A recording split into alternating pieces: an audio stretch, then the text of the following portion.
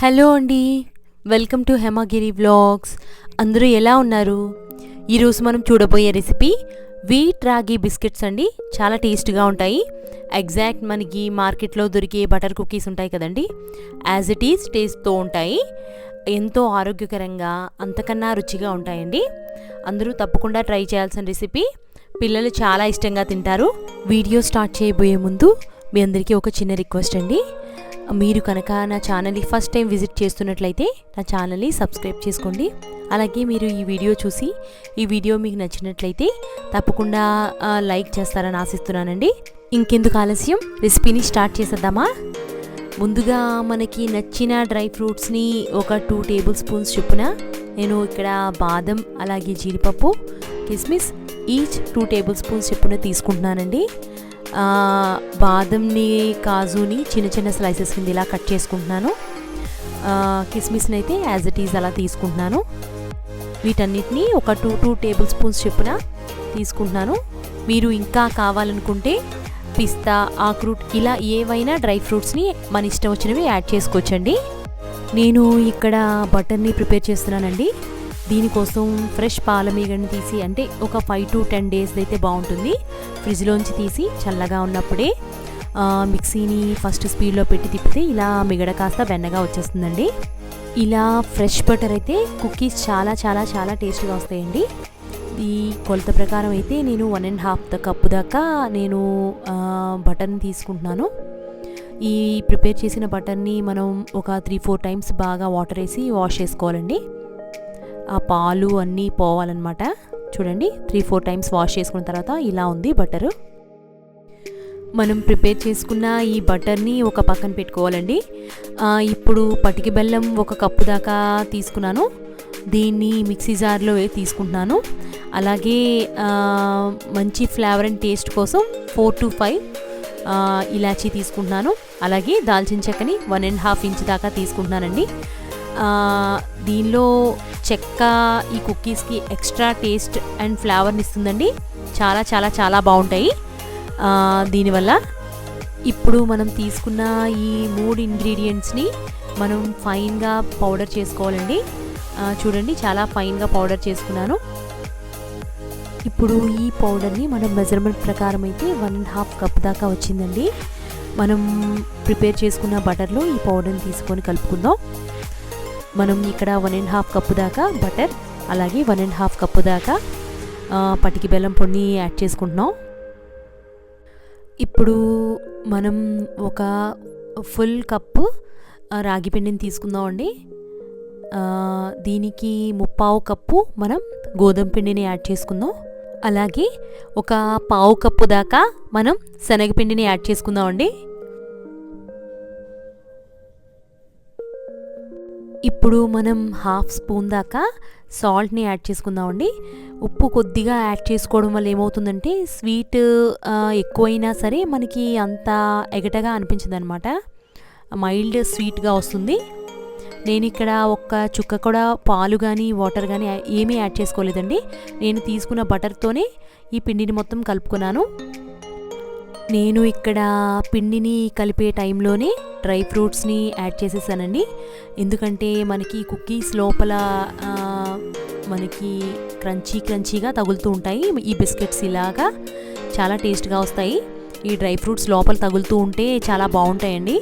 మీరు ఈ పిండి కలిపే టైంలో యాడ్ చేసుకోను అనుకుంటే మీరు లాస్ట్ మనం కుకీస్ ప్రిపేర్ చేసే టైంలో మనం పైన అద్దుకోవచ్చు.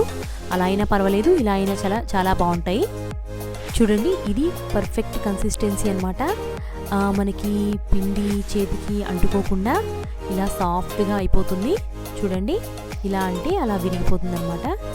ఇది పర్ఫెక్ట్ కన్సిస్టెన్సీ అండి. నేనైతే మాత్రం పాలు కానీ నీళ్ళు కానీ ఏమీ యాడ్ చేసుకోలేదు. నేను తీసుకున్న బటర్తో మాత్రమే ఈజీగా కలిపాను. చాలా స్మూత్గా కలుపుకున్నాను.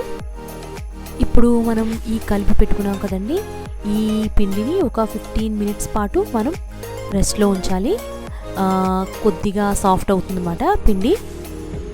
15 minutes తర్వాత కావాలంటే ముద్దను తీసుకొని చిన్న చిన్న బాల్స్గా చుట్టుకొని మనకి నచ్చిన షేప్స్లో ప్రెస్ చేసుకోవచ్చండి. చూడండి, రౌండ్గా చుట్టుకొని జస్ట్ వేలుతో ప్రెస్ చేస్తే షేప్లో వస్తాయి. ఇలా అయినా చేసుకోవచ్చు. లేదంటే మనం బాల్ని చుట్టుకొని మనం ఒక ఫోర్క్ తీసుకొని మనం ఇలా ప్రెస్ చేసి జస్ట్ ఫోర్క్తో డిజైన్ పడేలాగా జస్ట్ ప్రెస్ చేస్తే ఇదొక డిజైన్ వస్తుందండి. నేను అన్ని బిస్కెట్స్ ఈ టైప్లో చేశాను, ఈ టైప్లో ప్రెస్ చేసుకున్నాను. చూడండి చాలా ఈజీ. రౌండ్గా చుట్టుకొని జస్ట్ ప్రెస్ చేసుకుంటే మనకి ఆ డిజైన్ పడిపోతుంది.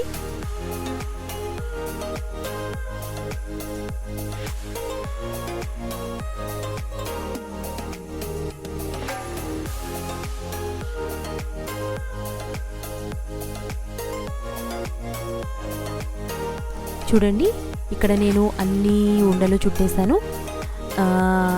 ఇది మా అమ్మాయి చేసిందండి, మామని రాసింది. తన చిన్న చేతులతో చేసింది కదా, నాకు చాలా నచ్చింది. ఇది వాళ్ళ డాడీ కోసం చేసిందండి, డాడీని రాసింది. చూడండి మనం చేసుకున్నవి ఇలాగా డ్రై ఫ్రూట్స్ అవి మధ్యలో వచ్చి చాలా అందంగా వచ్చాయండి మనవి కూడా.